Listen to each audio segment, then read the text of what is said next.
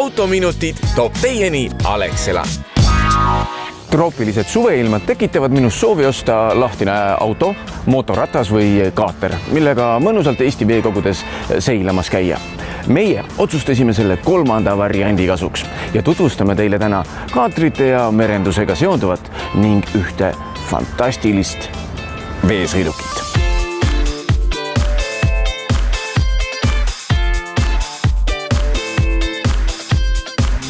Kaarel, ütle, kas kõik kaatrid vajavad meresõiduki juhi paberit või saab mõnega sõita ka täitsa ilma paberiteta? Kõik kaatrid ei vaja. Kui me räägime mootorpaadist, siis mootor ei tohi olla üle 25 kilovatti. Ja kui me räägime purjepaadist, siis tal ei tohi olla purjepindala üle 25 ruutmeetri. Kui palju üldse selline meresõidu või väikelaeva kapteni lubade tegemine aega võtab? Ta ei ole väga pikk koolitus, ütleme, ta on keskmiselt, ma usun, selline 1,5 kuud. Ja eks seal on oma teooria osa, seal õpitakse navigeerimist, õpitakse meremärke. Ja loomulikult on ka praktiline osa, mis siis on, ütleme, talvisel perioodil kindlasti seal simulaatori peal ja ütleme, kevadel siis need on kõik need sildumisõpetused ja uppuja päästmised samamoodi siin merel. Et koolitajaid tegelikult Eestis on päris hea valik ja ütleme, hinnad on, ma arvan, täiesti taskukohased. Okei, load on olemas. Ja.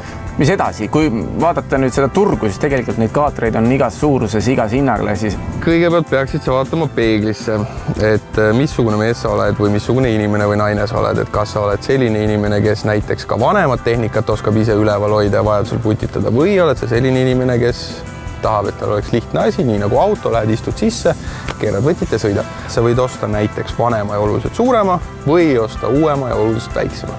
Ja selle suurema paadiga veel seondub on loomulikult suuremad püsikulud.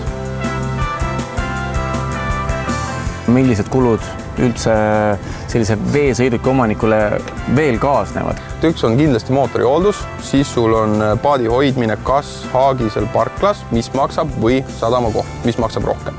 Loomulikult kütus, mida rohkem kütust kulub, seda parem on, see tähendab, et paat on rohkem sõidus, on investeering on mõistlikum. Talvehoiustus, jällegi, kas sa hoiad seda haagisel, ise teed, ise puhastad kõik või viid selle kuskile mujale.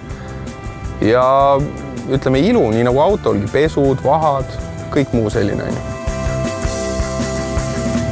Kunagi 10 aastat tagasi mõtlesime, kus tankida saab, kas ühte helisime ette, et kuskil oleks kindlasti inimene aitaks tankida. No tänapäeval on juba üks tanklakett on väga tublisti kõik sadamat põhimõtteliselt meil ära täitnud, nii et ei ole enam üldse muret sellega.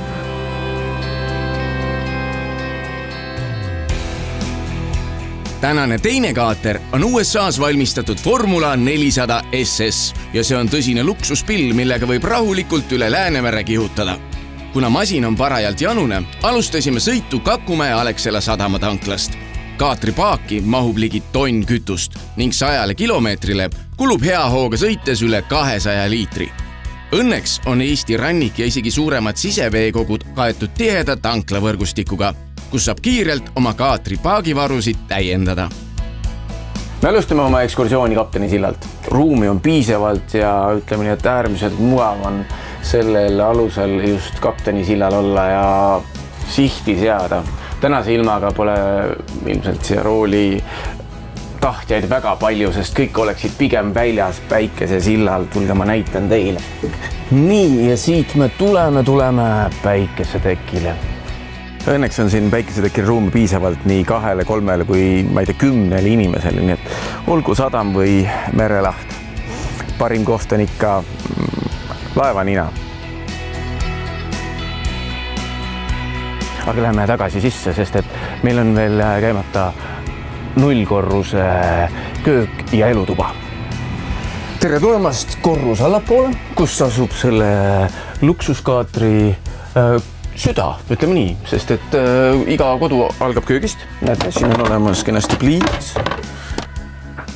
Siin võiks puhata kohe terve päeva, aga ei, meid ootab riis. Ja kõige olulisem koht siin alusel. Koht, kuhu ka kuningas jalgsi läheb, ehk siis duširuum ja tualett.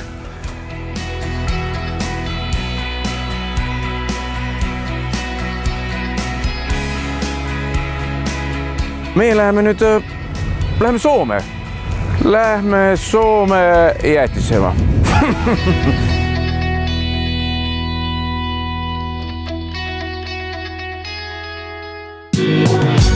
autominutid toob teieni Alexela.